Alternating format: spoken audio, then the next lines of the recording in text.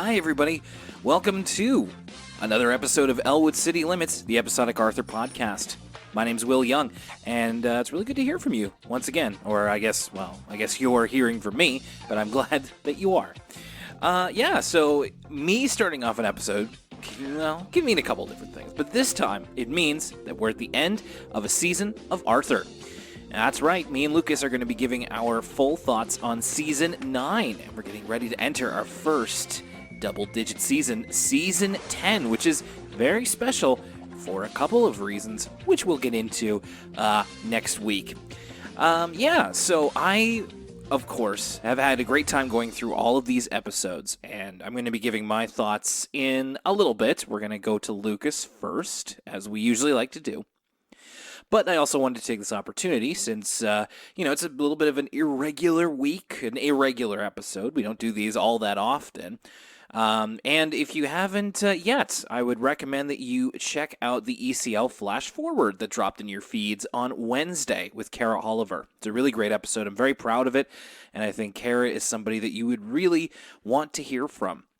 Now, not just that, of course, we've got I'm actually recording this on Friday, so this one's coming in a little bit under the wire. So coming out later today for our patrons, we've got our For the Kids episode on the Magic School Bus. So it's a pretty big week, whether you're on the free feed or whether you are a patron. But I didn't want to neglect those people who have sent us in emails, so I wanted to read off a couple here, a couple of our new ones, before we get into any season thoughts. So over at elwoodcitylimits@gmail.com is where you can get yours read. First one here, speaking of patrons, is from Michaela Gibson. Hello from the great state of Kansas. I've had several very long road trips in the past year that I've been on, and I'm grateful this podcast has been around to get me through long hours on the road. No problem.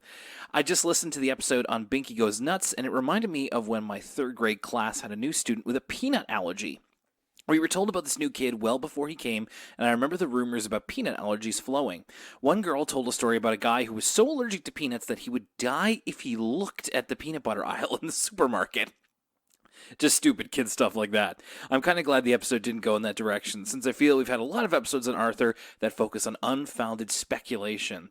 Well, that's a little bit of a step too far, but I can imagine a time in my life where I'd say probably would have believed something like that, just because, you're young and all that kind of stuff.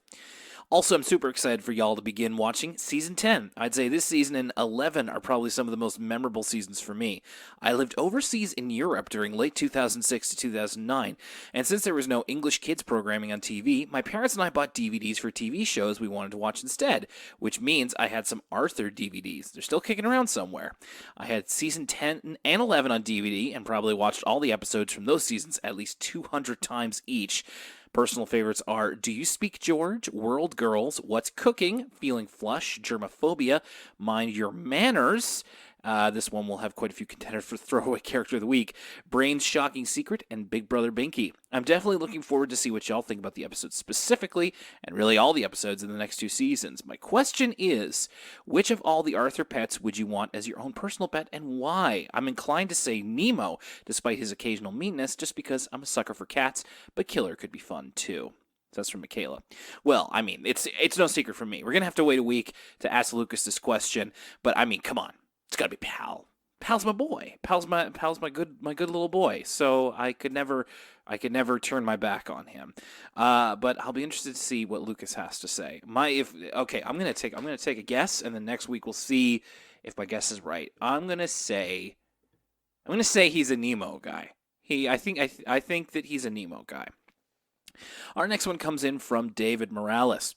I recently watched the episode where DW recounts her time giving up her bunk bed, and I do believe it can still fit within the Arthur lore. An unreliable narrator. Wow, okay, we're really getting into it. An unreliable narrator is a narrator whose credibility is compromised, and I believe DW could serve as this archetype. She's young, and I do think it would be possible she would conflate her current reality with her past. For example, in the case of the dropped ice cream, she could have assumed Pal was there just because Pal has been a part of her life for, say, a little under a fifth of her life now. Well, that's a good point. Seeing that she's 4 going on 5, and to her, Pal has been there for a lot longer than he really has been. Also, in the case of Arthur's glasses, I'm sure you have met someone who originally didn't have glasses and then did, and now you can't imagine them without them. This is all taking place in DW's memory, so it is believable again that she would conflate reality and give Arthur glasses prematurely and assume he couldn't see her because he didn't have his glasses on, when in reality he just didn't know how poor-sighted he was yet. Interesting, David.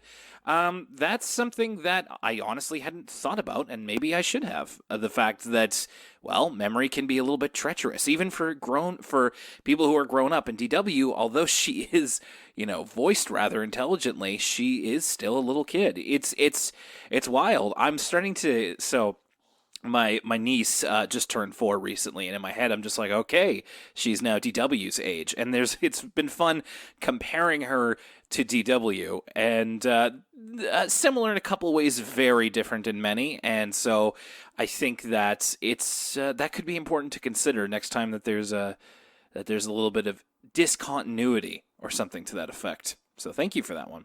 And this last one is from Funith. Thank you for the pronouncer. I really appreciate it. Guys, if you ever want to make sure, again, I think I've said this before, but if you want to make sure that I pronounce your name right, or if you want me to make sure I get your pronouns correct, please include them in the email. I always want to be very sensitive to those things. I don't like to misgender or mispronounce people's names. So thank you, Funith. You didn't cause any confusion. I was just concerned that, I didn't want to get an angry email or anything. So you and Lucas talk about anime series from time to time, so I was wondering if you cover things like fan projects, for example, Dragon Ball Z Abridged, Yu-Gi-Oh! Abridged, and even webcomics. Things like that inspired me to do something very similar. In fact, I've been working on a My Hero Academia fan manga that I've been publishing, currently 20 pages in, where the main character is pretending to be a villain after a tragedy. If you ever find the time to check it out, and Funith gave me the link there. I think I will check that out when I'm done here. So fan projects. I feel like, for me personally, this was something that I was way into when I was younger, high school age and such, because I think around that time, so to put that in perspective, YouTube came out when I was in high school, so I didn't have it for that whole time. And then once YouTube started and I was getting into university, then you started to see those types of fan projects. And there's dozens, if not hundreds of, abridged projects out there, because the good ones set the bar pretty high.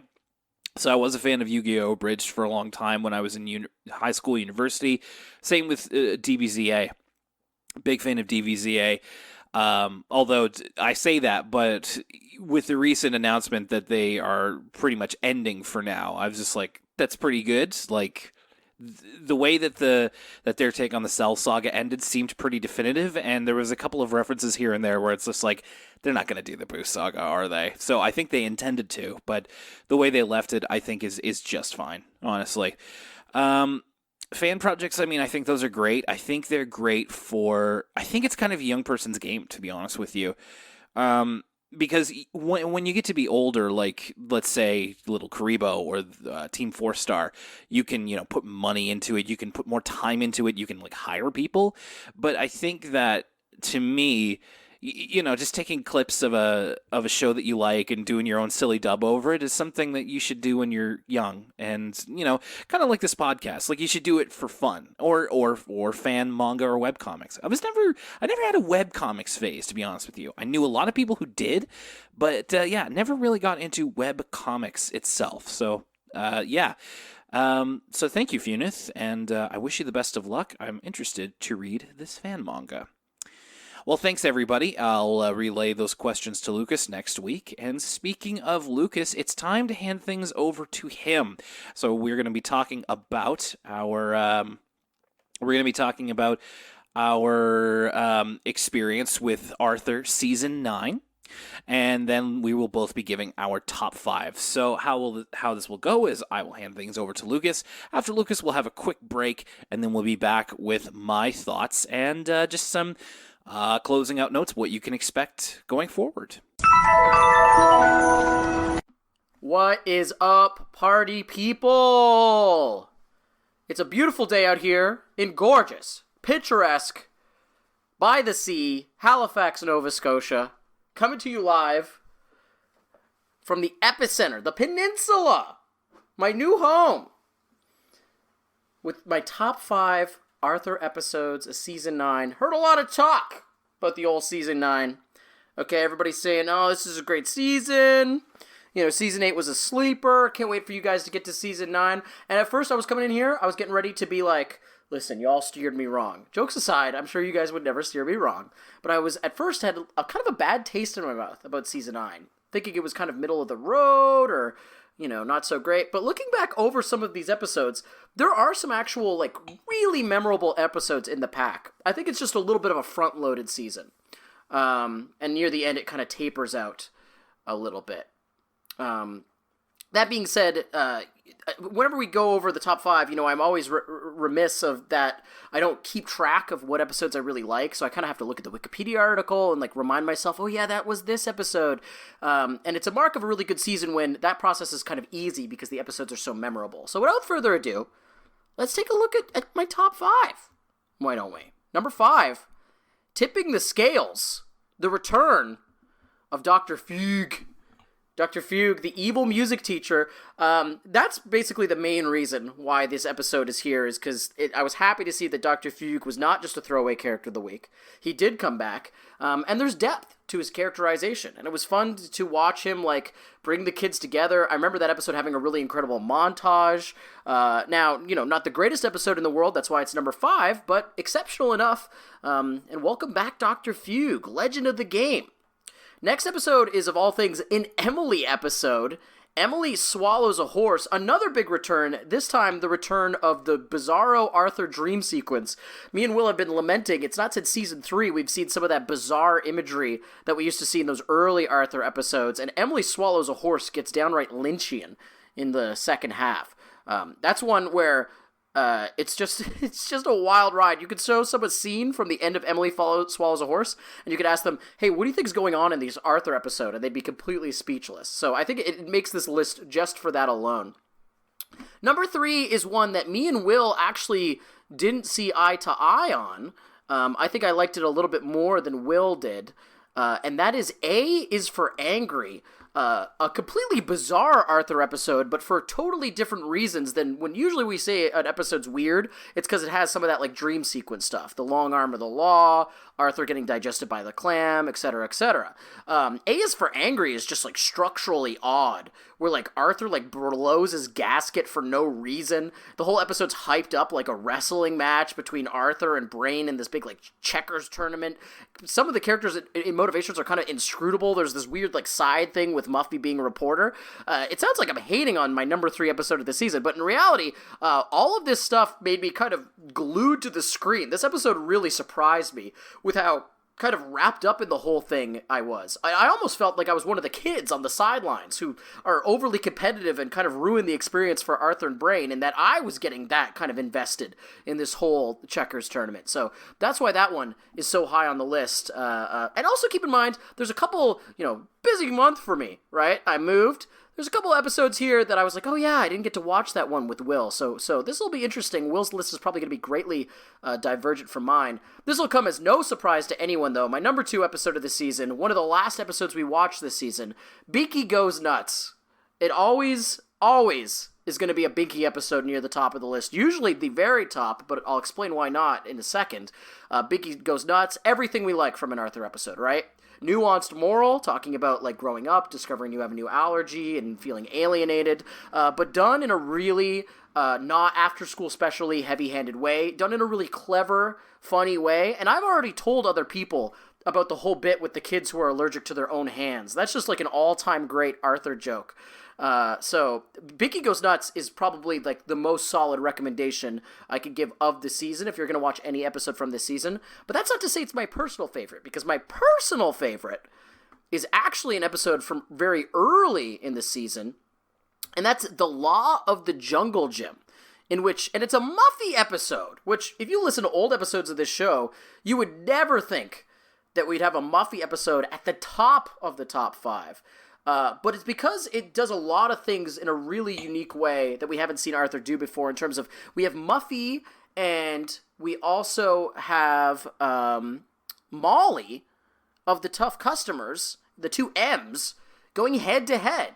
And this episode is really interesting because we get to see, first of all, we get to see more of Molly, which now that Binky's kind of a known quantity, all the kind of rough around the edges but a heart of gold kind of stuff, we now have to kind of look for Molly for that kind of character growth and character development. And Molly's just freaking cool. She's grunge. She's like, her room looks sick. Her whole like style's sick. She likes that cool band. And it was really interesting to see kind of her and Muffy going head to head and kind of seeing Muffy not just play a straight villain.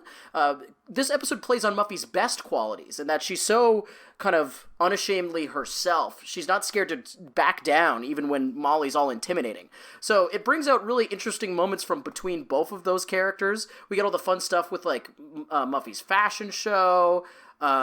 We get, Binky on the sidelines. I always would talk about how in DW episodes, when Arthur is more of a cameo character, it's always really fun to see Arthur be like, or DW's idea of Arthur, or Arthur kind of in a different role than we're used to seeing him. Same with Binky. Binky on the sidelines kind of like pitching in this episode, as well as like Rattles, is always fun. We love the tough customers here on Elwood City Limits. So that's why Law of the Jungle Gym is my favorite episode of the season. But I want to know, which ones did you guys like? You guys are the big season 9 guys, right? You guys love season 9 so much. I'm just nagging you guys.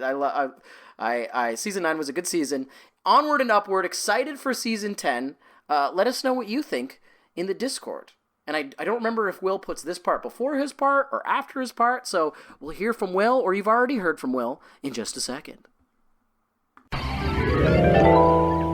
This podcast is supported by listeners like you, and here's how. Over on our social networks, you can follow us and find the latest updates and some fun photos. Facebook.com/Elwood City Limits, at ECL Podcast on Twitter, ElwoodCityLimits.tumblr.com, and Elwood City Limits on Instagram.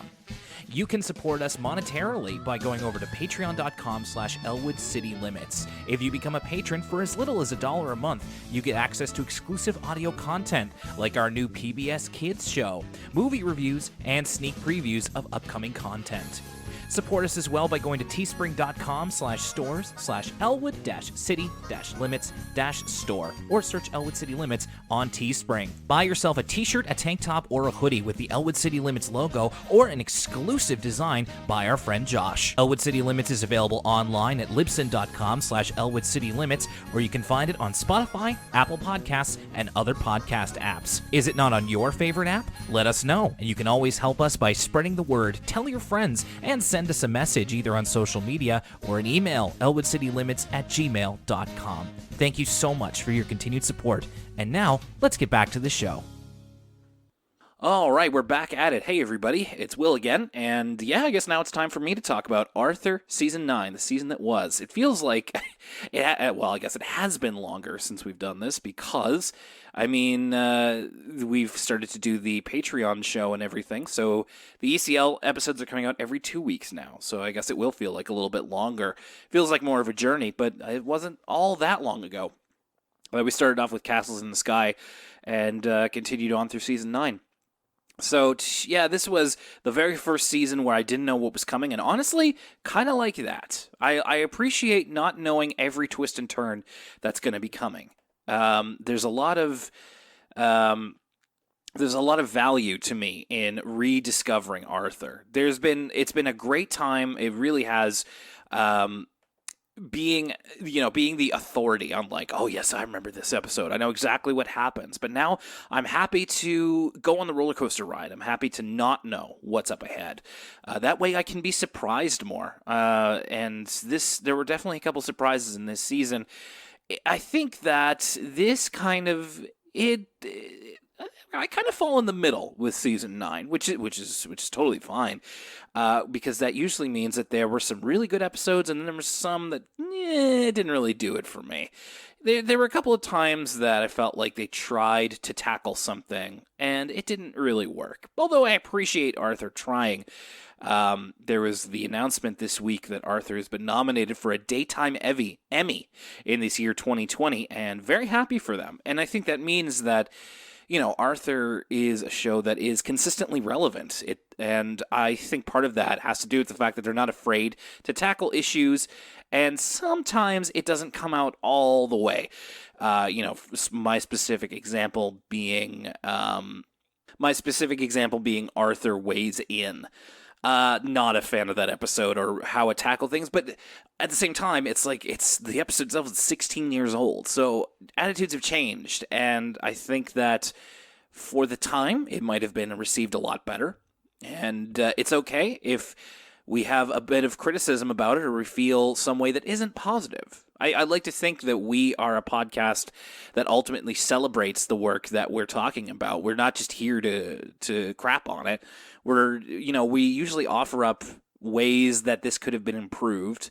And honestly, what's done is done. We're not going to change the episode or expecting the episode to be changed or deleted or anything like that. But you can't expect when you have a podcast about something, whether it be a band or a series or movies, that you're not going to love absolutely everything. That's impossible. So I think it's important to keep that in perspective, and thankfully there were a lot of high points to this season. Again, looking forward to further seasons where, I've heard whispers of episodes of like, oh, this is this one, or this is this one. I'm like, I've always wanted to watch that, but I've never had a reason to before now.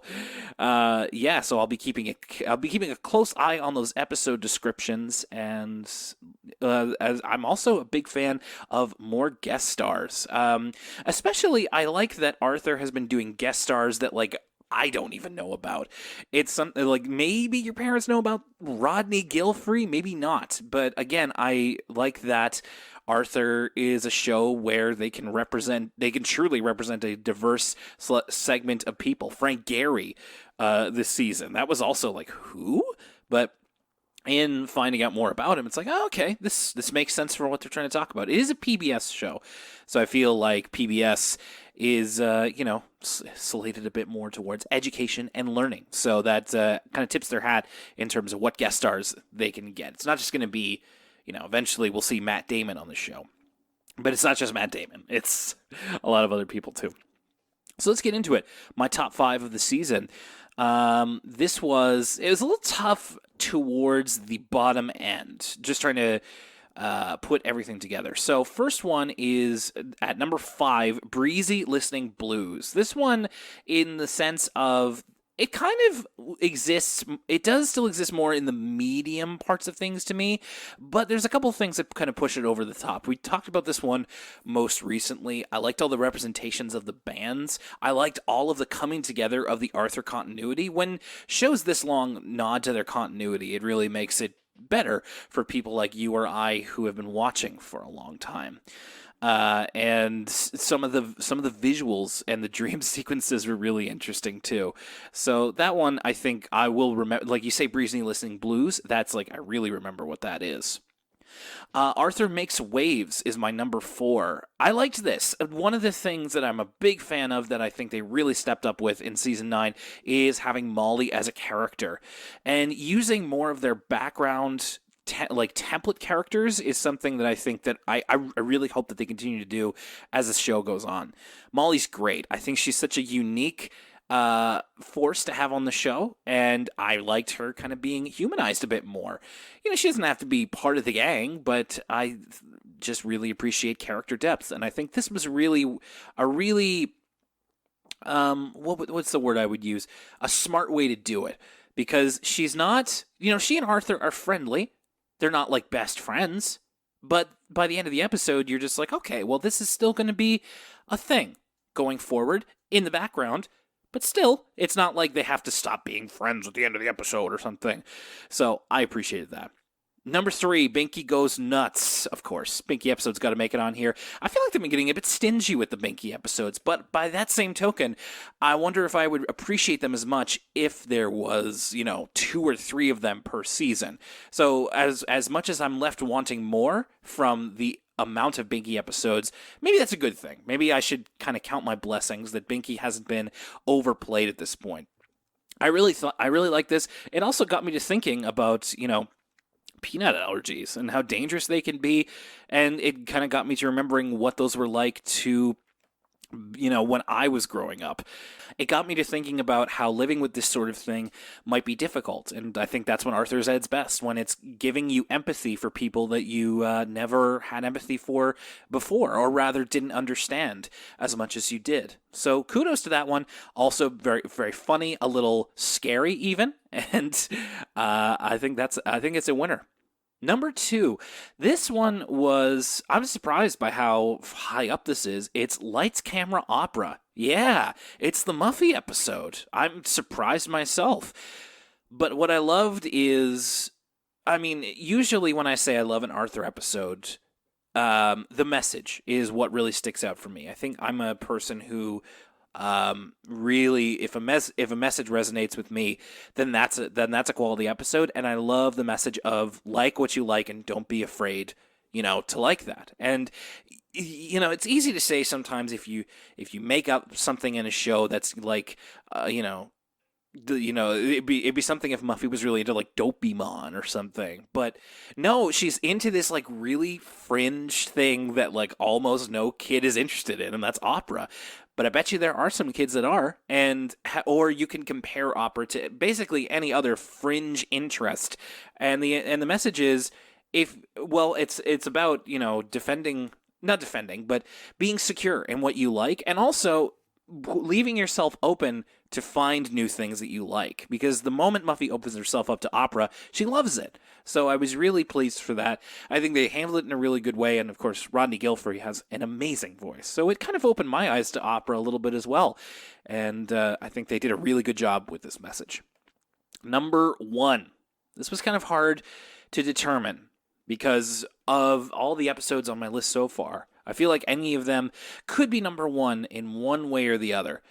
But there's one X factor that really shot this one up to the top. It was kind of a little unfair almost, because there is no other episode in the season that has Dr. Frederick Fugue, who is fast becoming, again, kind of like Binky. I wish I had more Dr. Fugue, but if I had more, would I want less? I don't know. But tipping the scales is my number 1. I liked the story behind this. I loved Dr. Fugue interacting with all the other kids. I think that he's such a fun character, and the fact that he's kind of like the new Ratburn at this point, because Ratburn has been softened to the point where he's more of a comedy character, which is totally fine. I mean, it's to be expected over 9 seasons, now going into 10. So Dr. Fugue still has a bit of an edge to him, and he can kind of boss around the kids in a way that's good-natured, but also has a little bit of a punch behind it. So I really love seeing him again, and this was a lot of fun. It was also kind of sweet at the end too. So I think this is my number 1 for the season, tipping the scales. So there you go. That's my top 5 for season 9. Going into season 10, it's going to be a celebration of Arthur, in a sense.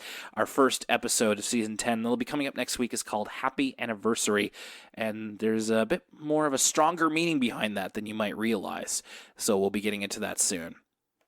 Also, I will tell you this on the Patreon. Coming up in 2 weeks on For the Kids, our next episode is going to be Wishbone. Sorry if that's a little bit of a spoiler for any of our patrons, but yes, Wishbone is going to be, I'm so excited. I can't wait to talk about that with Lucas. So if you're not aware, For the Kids is a Patreon exclusive podcast where Lucas and I are talking about every other PBS Kids show. Usually what happens is I do a little bit of history up at the top, and then we talk about an episode, so it's usually suggested by our patrons. So if that sounds cool to you, you can go to patreon.com/Elwood City Limits, and there's been a bunch of new content there as well. And we're paying a special attention to our content these days, because we've been getting a lot of messages from you guys that has been like, we've been able to help you through the episodes we were able to put out. So that's motivated me to do that even more. So we want to continue to make this entertaining and help you out during this difficult time. And speaking of help in a difficult time, that would also be our patrons. So a quick roll call before we end off the episode. Thank you to Aaron DeFilippo and Alex, Andrew Power, Caitlin Harrington, Shander LaFave Boughton, Christine Liscote, Christine Wong, Sierra S., Stan Mike Dawson Silva, EJ Acra, Emily K., Froppy, Greg Hagai, Ian Collis, Jake Bailey, Joe Sue, John Dulong, John Griswold, Josias Melendez, Kat, Kaylin Krogel, Kevin Noon, Kristen, Leanne S., Light Relentless, Lily Warden, Lion Dog, ZXA, Macy Ball, Marlo Stanfield, Matt, Melissa Avalez, Michaela Gibson, Pretty Cool Stairs, Rachel Pearson, Riley Stevens, Shayna Bennett, Shelby Eden Dawkins Law, Stella Teresa William, and Yoshi. That's going to do it for this episode of Elwood City Limits, this Season 9 recap. Lots of fun, and I know that we're going to have even more as Season 10 comes along next week. Thank you very much for continuing your support of this show, whether you're a patron or whether you listen every week, whether you're catching up on the backlog and maybe you're hearing this one a little bit late. No matter which way you interact with the show, we're very grateful for you, especially in this tough time. You guys... it's no understatement. The fact that you guys keep listening and keep interacting with the show means a lot to me. It brings up my spirits on a daily basis whenever I see an email or a message or anything from you guys. It really does help. So thank you again. My name's Will Young. For Lucas Mancini, that's Elwood City Limits for this week, and we will see you next time.